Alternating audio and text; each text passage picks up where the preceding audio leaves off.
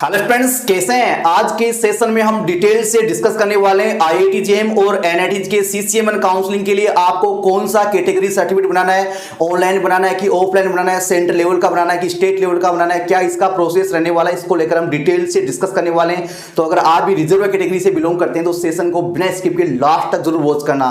तो सबसे पहले तो फ्रेंड्स मैं आपको क्लियर कर दूं, आईआईटी जेईई काउंसलिंग और सीसीएमएन काउंसलिंग दोनों के लिए कैटेगरी सर्टिफिकेट की जो डेट इश्यू है उसको लेकर अलग अलग गाइडलाइन है और ईडब्ल्यूएस ओबीसी के लिए सेम गाइडलाइन है और एससी एसटी के लिए सेम गाइडलाइन है। तो सबसे पहले तो स्टूडेंट्स हम बात कर लेते हैं ईडब्ल्यूएस और ओबीसी को।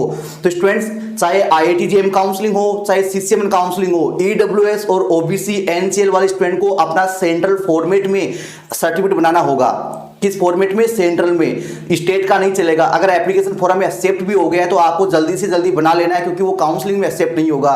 और कई स्टूडेंट ने अपना कैटेगरी तो ईडब्ल्यूएस या ओबीसी एनसीएल सेलेक्ट कर रखा है लेकिन उन्होंने अपना प्रॉपर फॉर्मेट में कैटेगरी सर्टिफिकेट सबमिट नहीं कर रखा है। तो उन सभी स्टूडेंट को जल्दी से जल्दी अपना ईडब्ल्यूएस या ओबीसी बना लेना है, ठीक है। और कोई स्टूडेंट पहले जनरल सेलेक्ट कर लिए थे लेकिन अभी उनके पास ईडब्ल्यूएस या ओबीसी एनसीएल बन गया है तो वो स्टूडेंट्स जेईई अथॉरिटी को ईमेल कीजिए ताकि वो आपकी कैटेगरी को चेंज कर दें।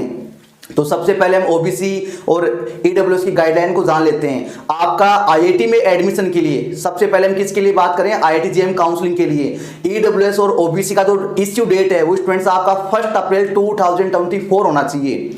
आईआईटीज में एडमिशन के लिए इश्यू डेट क्या होना चाहिए? ईडब्ल्यूएस ओबीसी का 1 अप्रैल 2024 के बाद का। अगर उसके बाद का सेंट्रल फॉर्मेट में बना हुआ है तो वो बिल्कुल एक्सेप्टेबल है, आप बिल्कुल निश्चिंत रहिए। साथ ही स्टूडेंट का सवाल होता है कि सर ऑनलाइन बनाएं या ऑफलाइन। तो कोई भी काउंसलिंग हो आप ऑफलाइन भी बना सकते हैं और ऑनलाइन भी बना सकते हैं। ऑफलाइन क्या होता है?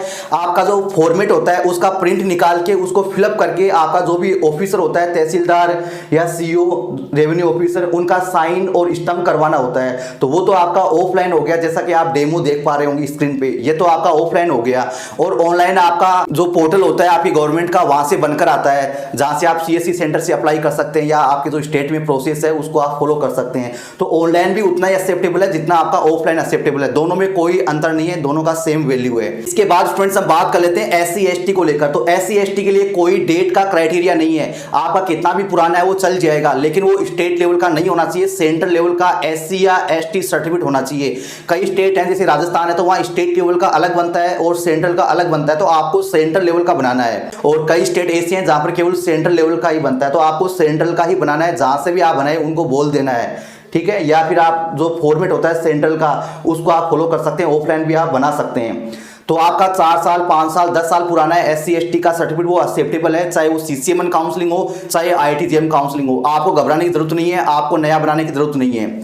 इसके बाद बात करते हैं हम सीसीएमएन काउंसलिंग को लेकर। तो सीसीएमएन काउंसलिंग में एससी एसटी वालों को तो नया बनाने की जरूरत नहीं है। नया किसको बनाना है? ईडब्ल्यूएस और ओबीसी वालों को। जो सीसीएमएन काउंसलिंग होगा उसके लिए अलग गाइडलाइन है। सीसीएमएन काउंसलिंग या जो सीसीएमटी काउंसलिंग होती है गेट वालों के लिए, तो उसमें आपका ईडब्ल्यूएस या ओबीसी 1 अप्रैल 2025 के बाद का इश्यू होना चाहिए। जो अभी करंट टाइम में आपके पास अवेलेबल है ईडब्ल्यूएस या ओबीसी, जो आपने एप्लीकेशन फॉर्म में भी सबमिट किया था वो एक्सेप्टेबल नहीं है सीसीएमएन काउंसलिंग में, एनआईटी के एडमिशन में। आपको अभी जो 1 अप्रैल आएगा ना इसके बाद नया बनाना है।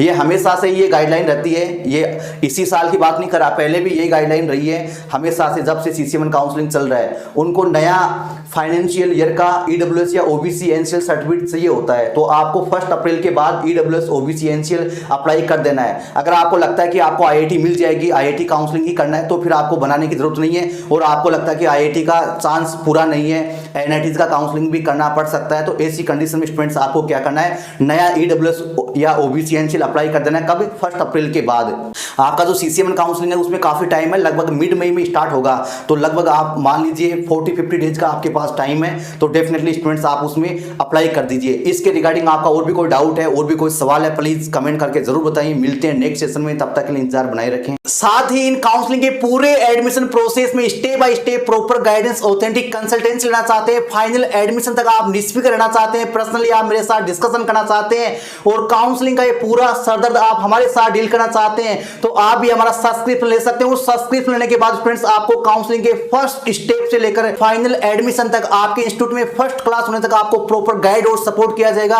एडमिशन फॉर्म कैसे फिलअप करना होगा काउंसलिंग का, इसके साथ ही एलिजिबिलिटी क्राइटेरिया कैसे चेक करना है, डिग्री मैपिंग कैसे करना है, कॉलेज या प्रोग्राम का चॉइस फिलिंग ऑर्डर या प्रेफरेंस ऑर्डर कैसे तैयार करना है, सीट मिलने के बाद सीट को अपडेट कैसे करना होगा, सीट को लॉक कैसे करना होगा, काउंसलिंग के लिए डॉक्यूमेंट क्या क्या रेडी करने हैं, डॉक्यूमेंट कैसे वेरीफाई करने हैं, ऑनलाइन रिपोर्टिंग फिजिकल रिपोर्टिंग कैसे होगा, इन तमाम स्टेप स्टूडेंट्स आपको प्रॉपर गाइडेंस और सपोर्ट मिलने वाला है। तो अगर आप भी हमारे सब्सक्रिप्शन के लिए इंटरेस्टेड हैं तो आप हमारे ऑफिशियल वेबसाइट पे आके आपका जो भी काउंसलिंग है उसके अकॉर्डिंग आप अपना पैकेज खरीद सकते हैं और जैसे आपका यहाँ पेमेंट कंप्लीट हो जाएगा आपके ईमेल पर आपको जेन्युइन बिल रिसिप्ट मिल जाएगा और मेरे पर्सनली आपको नंबर मिल जाएंगे और पर्सनल नंबर मिलने के बाद आप कभी भी मेरे साथ आप डिस्कस कर सकते हैं। 24 आवर कॉलिंग सपोर्ट मिलने वाला है। आपको एडमिशन या काउंसलिंग या करियर के रिगार्डिंग कोई भी डाउट या सवाल रहता है तो आप मेरे साथ तुरंत कॉल कर पाएंगे। तो स्टूडेंट्स अगर आप भी इंटरेस्टेड है तो देर किस बात की, फटाफट जाके आप परचेज कर लीजिए, लिंक आपको डिस्क्रिप्शन में मिल जाएगा।